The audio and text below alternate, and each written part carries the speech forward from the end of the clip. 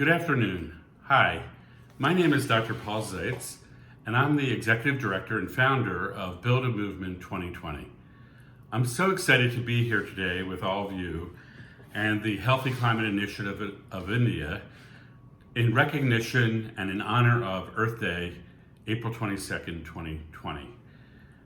We are living in an extraordinary time of the COVID-19 pandemic. We're seeing the economic fragility and collapse and depression that's occurring in many places, as well as the challenges to democracy and, of course, the ongoing climate emergency. We are living in auspicious times. We are living in an epic time. We're living in a time of despair and dire circumstances, and at the same time, we're living in a time of potentiality and possibility and transformation for what's possible going forward. I'm excited today to speak to you about some of the work that I'm doing and some of my own personal philosophies. I'm hoping that my talk today will be complementary to what you've already heard and that it'll help you process all the information that I know all the other speakers have been giving to you. I wanted to start off by talking about my personal philosophy and my political vision for restoring a safe and healthy climate. So from a personal philosophy perspective, the information about the climate emergency, the state of the rising global temperatures, the trillion tons of CO2 that we've already pumped up into the atmosphere, the devastating collapse of the Arctic, which is a refrigerator for the planet basically and controls our weather patterns, the decimation of land and ocean and species and life as a result of the climate emergency. It's overwhelming and it can be quite despairing. And I have myself struggled at times to break myself out of despair and hopelessness at the state of the problem. And when I'm in a state of despair or hopelessness, I'm more likely to just want to pull my covers over my head and lay under a blanket and not take any action. And I become complacent. I become inactive. I become confused. And in some ways, I'm complicit with the terrible situation that we're in. And so what I've been working on is how do I develop a personal philosophy for managing the real dire circumstances and despair that causes and balance that out with creating myself as in a way that I can take bold, relentless, courageous action in light of these circumstances. So I published a book recently called Waging Optimism, which is ushering in a new era of justice, is the title of the book. And this is part one. And this book, part one, focuses on ensuring the survival and flourishing of humanity, which is the topic of this seminar that you're in today. In terms of, and I hope it's like a pamphlet, so it's a short little book, but I hope there'll be part two and part three that I'm working on and will publish later in the year or into 2021. So I'd like to start out by sharing where the book starts, which is in the future. And one of the things that I've learned to do is envision a positive future. So I am, the preface of the book is actually Vision 2030. I won't read the whole thing, but I'll read the part that relates to our topic today, which is addressing the climate emergency. So I'm imagining that I'm standing on December 31st, 2030, about a decade from now, and this is what humanity is at. This is where we're at. Each human is now seen as an equal part of a greater whole.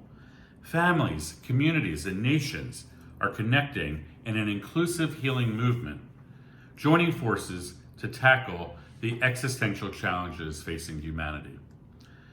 The combustible engine is almost completely gone, except for a few relics in museums and garages.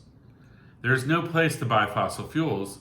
All you see on the streets are automated and electric vehicles that move everyone around more efficiently and safely than ever imagined. Our global energy systems are transforming, and we are now living in healthy harmony with the ecological and climate systems of Earth. We have transformed our energy systems to 100% clean and renewable, and we are using a tiny reserve of fossil fuel lubricants for a few industrial processes. New industries are creating millions of jobs for people around the world to support the robust green transformation. Communities around the US and world are using natural and technical solutions to remove 1 trillion tons of CO2 from the atmosphere. Humanity woke up from the nightmare that we were destined for extinction. We seized the opportunity of climate restoration and proceeded rapidly once we realized this challenge could be addressed. No one believed it was possible, and yet humanity immobilized itself over the past 10 years to achieve 3 major goals. All countries of the world achieved net zero carbon emissions. The world mobilized and deployed natural and technical solutions to remove CO2 back to proven safe levels. Global warming eased, the melting of the Arctic and Antarctic ice shelves slowed, and hope emerged that humanity could survive and flourish for generations. So I won't read any more of that right now, but I think for me, I like to live from a positive future of possibility and then come back in time. So today it's April 22nd, 2020, and I'm living into the possibility that we will have achieved victory and we will have transformed everything in order to ensure the survival and flourishing of humanity. That's living from the future to the present, rather than bringing the sense of failure and desperation from the past into the future. So it's a different way of experiencing my life.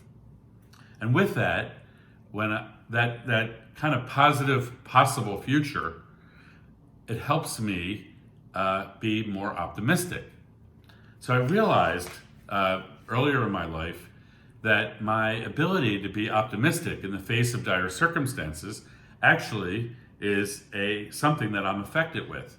I have what I called self-imposed persistent optimism.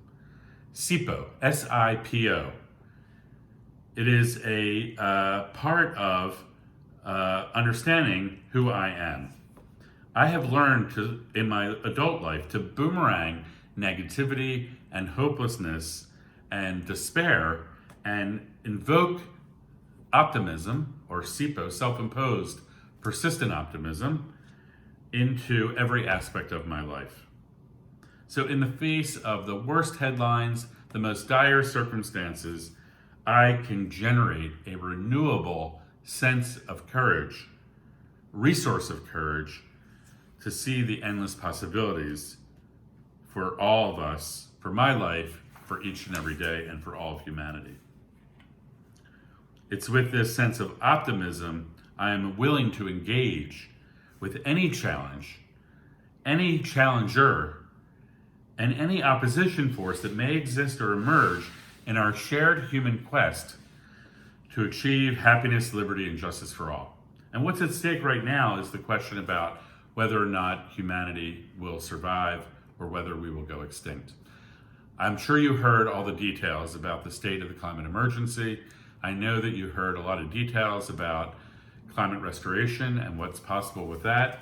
And I just want to shift gears and talk about how this personal philosophy is being translated into my political vision and my political advocacy. So I want to make sure that you've seen this diagram, which basically outlines the vision of climate action being 3 interrelated components. It's restoration, adaptation, and mitigation. They're all interrelated. And I use RAM as the kind of abbreviation for that. And I know that some of you may be Hindu, and Lord Ram is a lord of righteousness and bravery, and a lord of good character. And so I just think the sense of bravery that the sense of Ram brings to the equation is critically important. We have to be brave enough to take on the challenge of implementing a new paradigm of restoration, adaptation, and mitigation. 99% of climate action right now is focused on adaptation and mitigation only. And the Paris Climate Accord that you may have heard about is focused almost exclusively on mitigation and adaptation. And unfortunately, 5 years after the Paris Climate Accord was agreed, it was an excellent framework at the time. The leaders who were in leadership at that time did the best they could to bring together this agreement, and it has had a very positive influence and significant effect. However, it's not working. Global CO2 emissions continue to climb each and every year, and that means that the amount of CO2 that we're pumping up into the universe continues to climb, and then the risk to humanity continues to increase. So I'm advocating for a new paradigm that includes restoration, adaptation, and mitigation that has a goal, the survival of humanity, SOH, survival of humanity. And my view is that the entire political and economic system that we're part of needs to shift its focus from a focus on GDP, gross domestic product, or ROI, return on investment, which are the kind of capitalistic kind of approaches to measuring progress. These metrics have led to a focus on economic growth and extraction and destruction, actually, of our natural world, including our atmosphere.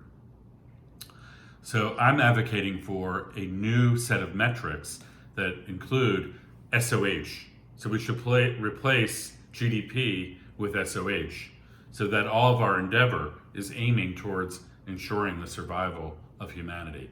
And ROI, return on investment, or profits, and all that, should be replaced with well-being, life course well-being and happiness.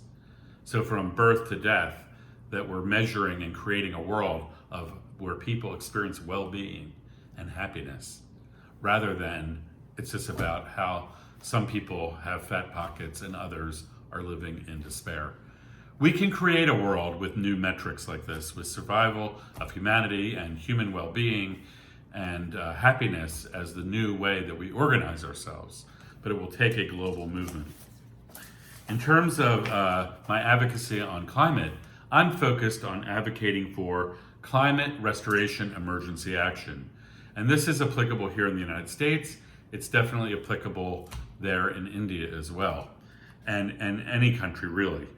So the definition of climate restoration emergency action, or CREA for short, CREA, climate restoration emergency action, is a bold and whole of government and whole of society effort to catalyze a fast transition to a net zero carbon economy by 2030, and a massive effort to remove carbon dioxide and restore our climate by as fast as possible to avoid the worst consequences of climate change and ensure the survival and flourishing of humanity and our natural world. So that is the focus of my advocacy, and I think we need to bring some urgency to this matter, because literally humanity is on the brink of a potential extinction event. So we're holding our leaders accountable, and we're holding them accountable for completing and implementing 4 major things. And I'd like to just quickly go over those so you can learn about them, and then we're basically, I'm happy to support you going forward. So number 1, we expect all of our political leaders to declare a climate emergency, and to link, which will ensure the survival of humanity. So this can apply to your national government, your state government, and your local government declaring a climate emergency. Number 2, commitments from our political leaders for achieving net zero by 2030 or as soon as possible. Number 3, commitment to remove a trillion tons of CO2 as fast as possible. And number 3, climate restoration emergency action. Number 4, rather, climate restoration emergency action legislation that passes through your parliament, or for, in our example, for our Congress, that provides a plan for both domestic and global action in support of ensuring the survival of all of humanity. So that's an outline of the kind of demands or the kind of expectations that we need to create for all of our political leaders, for all of our business leaders, for all of our religious and community leaders. We need to mobilize a full throttle movement to ensure that everyone makes commitments about ensuring the survival and flourishing of humanity. I look forward to working with you and joining forces in solidarity to bring this vision into reality over the coming weeks, months, and years. I know that we can do it, and I know that by working together, we can learn together and take action together to transform the future of humanity. Thank you, and have a blessed day.